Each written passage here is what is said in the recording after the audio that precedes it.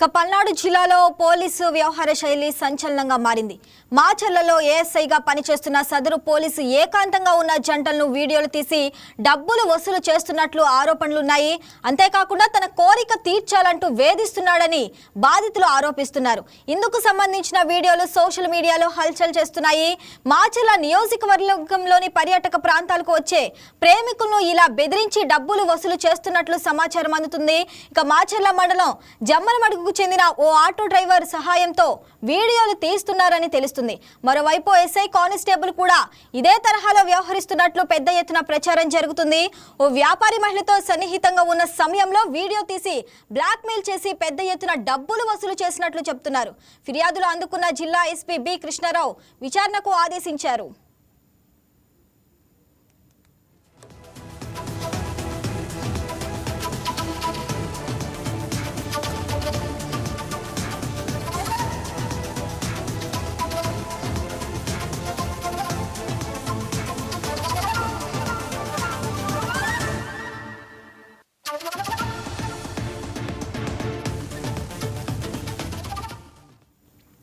Right, ఇక దీనికి సంబంధించి మరింత సమాచారం మా స్పెషల్ కరెస్పాండెంట్ కోటేశ్వరరావు లైవ్లో అందిస్తారు.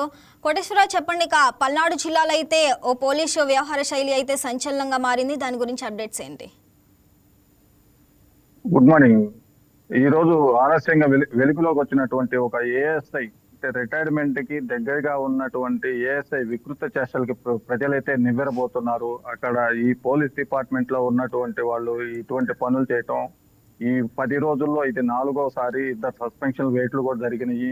అయితే ఈ ఏఎస్ఐ ఒక జంటని, ఒక ఆటో డ్రైవర్, మాచర్ల మండలం జమ్మలమడుగులో ఉన్నటువంటి ఆటో డ్రైవర్ ద్వారా ఆ ఏకాంతంగా ఉన్నటువంటి ప్రేమ జంటల్ని వీడియోలు తీయించేసి అతని సహాయంతో వీడియోలు తీసి ఆ వీడియోలని యువతలను బ్లాక్మెయిల్ చేస్తున్నట్టుగా ఈ రోజు కథనాలు అయితే వచ్చినాయి.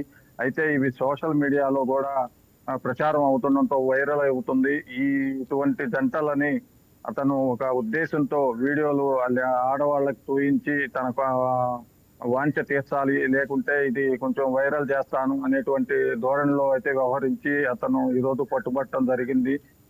ఈ దీనికి సంఘటన సంబంధించి గతంలో ఉన్నటువంటి ఆటో డ్రైవర్ కూడా పలుమార్లు అతనికి సహాయ సహకారాలు అందించినట్లు తెలుస్తుంది. అంతేకాదు మాచర్ల పోలీస్ స్టేషన్ లో ఉన్నటువంటి పోలీస్ డిపార్ట్మెంట్ లో ఉన్న కొందరికి కూడా ఇటువంటి వాళ్ళని దగ్గర చేసి వారి ద్వారా కొంత వీరి అవసరాలు అయితే తీసుకునే కార్యక్రమాలు అయితే జరుగుతున్నాయి అన్నట్లు ఈ రోజు వార్తలు వచ్చినాయి.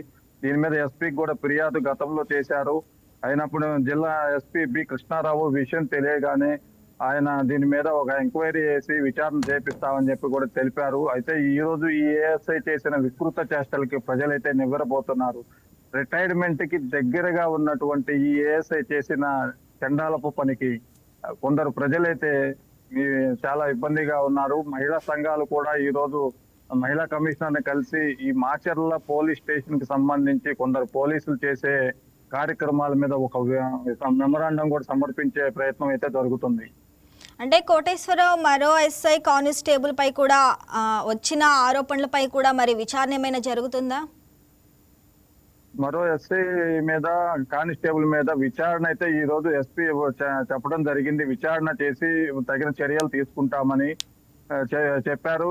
అదే తరహాలో ఈ ఏఎస్ఐ మీద కూడా ఈ రోజు రావడంతో మొత్తం కలిపి ఒకటే విచారణ వేసి వాళ్ళు ఎంక్వైరీ స్టార్ట్ చేసి వీళ్ళకి తగిన ఇదిగా చేయాలని చెప్పి కూడా చూస్తున్నారు.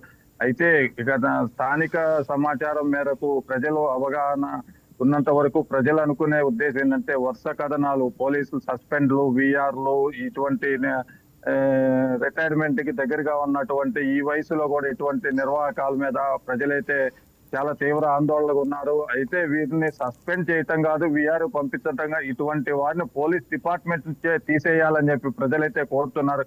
అదే విధంగా అక్కడ ఉన్నటువంటి ప్రజలు కూడా, మహిళా సంఘాలు కొంత ఆందోళన కూడా వ్యక్తం చేస్తున్నారు. ఈ రోజు మహిళా కమిషనర్ కూడా ఫిర్యాదు చేసే కార్యక్రమం అయితే జరుగుతున్నది. కోటేశ్వరరావు, మరి ఇలాంటి ఘటనలు మళ్ళీ జరగకుండా ఏ విధమైన కఠిన చర్యలు తీసుకునే అవకాశం ఉందంటారు? కఠిన చర్యలు ఎస్పీ ఆదేశాలు విచారణ చేసిన తర్వాత ఏం చెప్పాలో వేచి చూడాలి. అయితే ఈ అవినీతి బాగా కూరుకుపోయినటువంటి పోలీస్ డిపార్ట్మెంట్ లో మరీ ముఖ్యంగా గురజాల డిఎస్పీ గారు గతంలో కూడా ఇటువంటి ఆరోపణల మీద 2 సార్లు ప్రెస్ మీట్ పెట్టి వారి మీద చర్యలు తీసుకుంటామని చెప్పారు.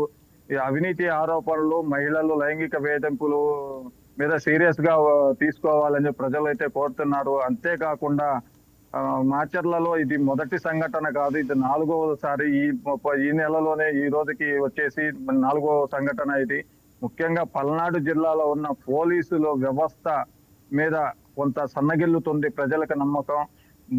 ప్రజలకి భారీ భద్రత కల్పించి ప్రజలకి రక్షణగా ఉండాల్సిన పోలీసులే ఇటువంటి కార్యక్రమాలకు పాల్పడటం ప్రజలైతే జీర్ణించుకోలేని పరిస్థితి అయితే పల్నాడు జిల్లాలో ఉన్నది. Right Koteswararao, thanks for the updates.